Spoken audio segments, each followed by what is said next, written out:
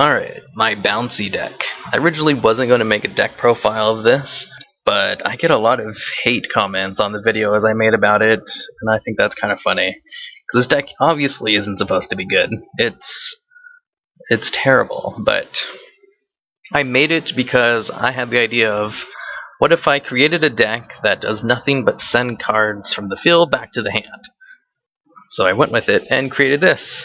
So I have one Gortz, one Kaiser Glider, triple Rai as a Storm Monarch, triple Gravekeeper's Guard, triple Legendary Jutsu Master, one Neo-Spacing Granmole, one Morphine Jar number 2, triple Penguin Soldier, one Morphine Jar, one Heavy Storm, double Shallow Grave, one Dark Hole, triple Gold Sirkoff, double Pot of Duality, one Book of Moon, double Mind Crush, double Conscription, triple Wing Phoenix, Wing Wind Blast, one Liberty at Last, triple Compulse, one Ultimate Offering, and one Solemn Judgment.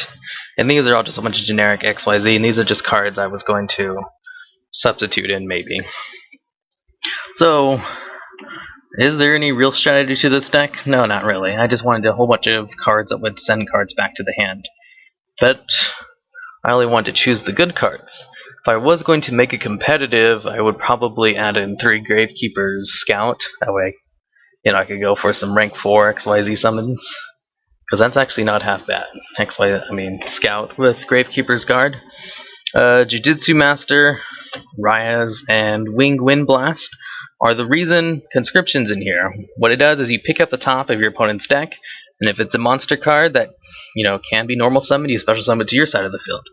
You'll know what their top card is if you send it back with Jujutsu, Ryaz, or Wing Wind Blast. And then I just have a whole bunch of cards that search out. Mind Crush, since you know what's going to be in their hand, this card will be useful more than times than it's a dead draw. The whole idea behind Ultimate Offering is to bounce all your opponent's cards back with Neo-Spacing Granmole and then summon him back out if he decides to attack you. Which I thought would be a neat idea, but I never actually got it off, and this card has actually never been used when I was playtesting this deck. So I would take it out and replace it with literally anything else.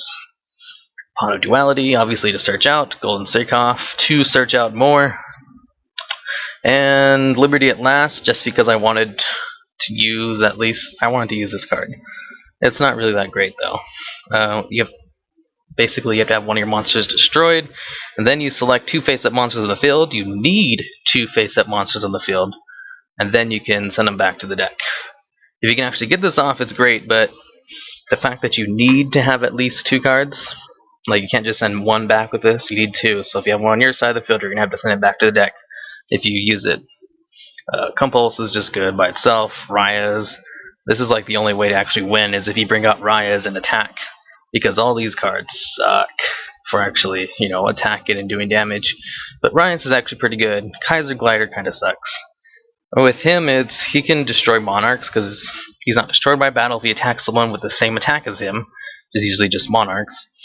And when he is destroyed and sent to the graveyard, you can return 1 monster on the field to the owner's hand. And usually half the time when he's destroyed, I have to return 1 of my own monsters. This effect is mandatory. And Gortz, well, because Gortz and Ryaz are like the only way you can actually win with this deck. Besides just annoying your opponent until they quit, because getting your card sent back to your hand is quite frustrating.